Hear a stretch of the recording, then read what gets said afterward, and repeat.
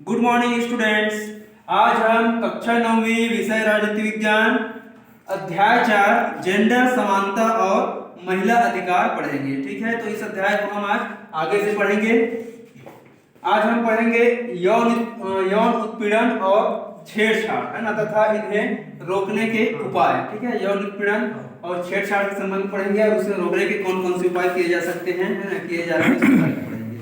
तो प्राय आप देखते होंगे अखबारों और टेलीविजन के समाचार चैनल पर ऐसी खबरें पढ़ने और देखने को मिलती है कि परिवारों और सार्वजनिक स्थानों पर लड़कियों और महिलाओं के साथ यौन उत्पीड़न और छेड़छाड़ की घटनाएं होती हैं।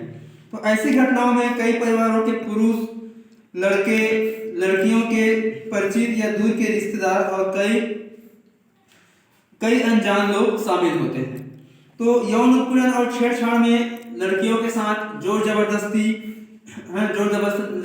से की गई हरकतें, उन पर की जाने वाली भद्दी जो टिप्पणियां होती हैं, गंदे इशारे और दुर्व्यवहार शामिल है ना। ये मतलब छेड़छाड़ और यौन उत्पीड़न के अंतर्गत आते हैं।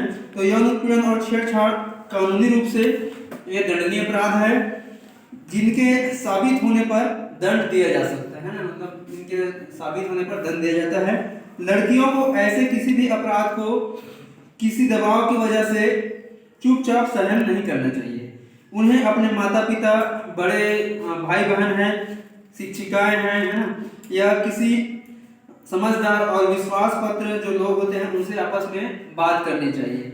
ऐसे अपराधों को रोकने के लिए सभी परिवारों और विद्यालयों में बच्चों को अच्छी आदतें सिखानी चाहिए। समाज को लड़कियों के प्रति संवेदनशील बनने का प्रयास करना चाहिए ताकि ऐसे अपराधों को रोका जा सके।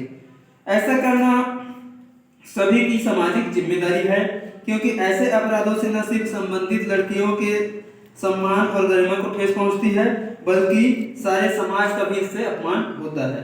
यौन उत्पीड़न और छेड़छाड़ के संबंध में पुलिस हेल्पलाइन पर भी शिकायत किया जा सकता है ना। अब हम आगे पढ़ेंगे कैश कमेटी के बारे में। ठीक है, तो कैश कमेटी क्या है? कैश का पूरा नाम होता है कम्युनिटी अगेंस्ट सेक्सुअल हैरेसमेंट, है ना, कैश। तो इस कमेटी को विशाखा कमेटी भी कहा जाता है। ठीक है, कैश कमेटी को विशाखा कमेटी भी कहा जाता है। भारत के सर्वोच्च न्यायालय ने विशाखा मुकदमा का फैसला देते हुए यह दिशा निर्देश दिया कि महिलाओं के साथ कार्यस्थलों पर होने वाले यौन उत्पीड़न और छेड़छाड़ की घटनाओं को रोकने के लिए सभी कार्यालयों तथा संस्थाओं जैसे स्कूल, कॉलेज, सरकारी कार्यालय, निजी संस्था हो गई, कंपनियां हैं, तो यहाँ के कार्यालयों में महिलाओं के साथ होने वाले यौन उत्पीड़न और छेड़छाड़ की घटनाओं की शिकायतों का निवारण करने के लिए यौन उत्पीड़न शिकायत निवारण कमेटी अर्थात कम्युनिटी अगेंस्ट सेक्सुअल हैरेसमेंट का गठन किया जाए। तो इस कमेटी में संबंधित संस्था या कार्यालय के 3 वरिष्ठ महिला सदस्यों को शामिल किया जाना चाहिए। कमेटी के सदस्यों के नामों की जानकारी संस्था के सूचना पट पर स्थायी रूप से लिखी जानी चाहिए, ताकि कार्यालय की सभी महिला कर्मचारियों को इसके विषय में पता लग सके, है ना, कि इसकी कमेटी में कौन कौन सम्मिलित है। बाकी जो अन्य महिला कर्मचारी होते हैं उनको इसके बारे में पता होनी चाहिए। कैश कमेटी की जिम्मेदारी होती है कि वह अपनी संस्था में किसी भी महिला द्वारा यौन उत्पीड़न और छेड़छाड़ की शिकायत की स्वतंत्र और निष्पक्ष रूप से जांच करे। यदि उक्त शिकायत सही पाई जाती है तो संबंधित व्यक्ति के खिलाफ कमेटी कानूनी और विभागीय कार्यवाही की सिफारिश कर सकती है। तो कैश कमेटी का गठन करना सभी संस्थाओं के लिए अनिवार्य है। इनके गठन को सुनिश्चित करने की जिम्मेदारी संस्था प्रमुख की होती है। 3 अब हम आगे पढ़ेंगे महिला आयोग के बारे में, है ना।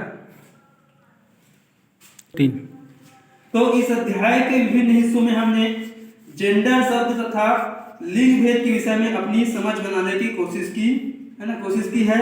तो हमने कई उदाहरणों के माध्यम से ये समझने की कोशिश की है कि महिला और पुरुष आमतौर पर जो कार्य करते हैं वे उनके समाज द्वारा निर्धारित किए जाते हैं ना। महिला और पुरुष काम करते हैं तो ये जो उनके काम करने का जो जो काम होते हैं उनके, है ना, तो वो समाज के द्वारा निर्धारित किए जाते हैं, जो कि स्थिर नहीं है ना, तथा इसमें जागरूकता बढ़ाने के साथ साथ बदलाव भी हो रहा है। ठीक है, महिलाएं राजनीतिक, आर्थिक, सामाजिक समानताओं को हासिल करने की कोशिश कर रही हैं।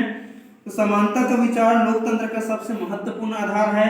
यही कारण है कि लोकतांत्रिक देश होने की वजह से भारत का संविधान देश के नागरिकों को, जिनमें महिलाएं भी शामिल है, राजनीतिक समानता का वादा करती है। अब आगे हम पढ़ेंगे महिला आयोग के बारे में, है ना, वुमेन्स कमीशन महिला आयोग के बारे में। तो विगत दिनों काम की तलाश में एक महिला आई। वह लोगों के घर में झाड़ू पोछा बर्तन का काम करती थी। उसका पति शराब का बुरी तरह से आदी था, उसका पति जो था शराबी था। तो वह मार पीट कर उससे पैसे छीन लेता था। मतलब महिला जो भी कमाती थी, है ना, उसका पति शराबी था, तो मार पीट करके वो अपनी पत्नी से पैसा छीन लेता था।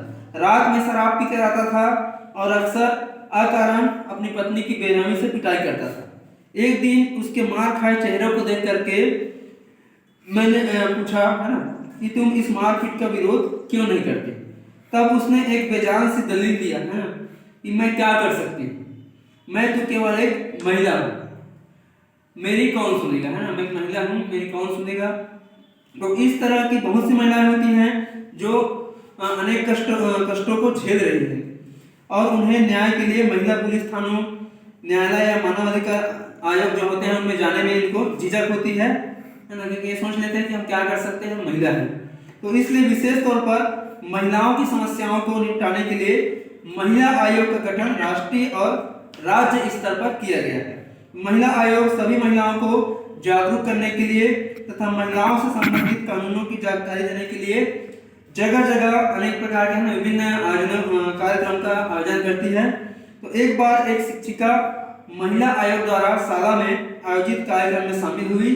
उनके द्वारा दी गई प्रमुख जानकारियां आप सभी को भी दी जा रही है। ठीक है, तो महिला आयोग का गठन महिलाओं की आर्थिक तथा सामाजिक स्थिति में सुधार करने तथा सरकार को सलाह देने के लिए किया जाता है।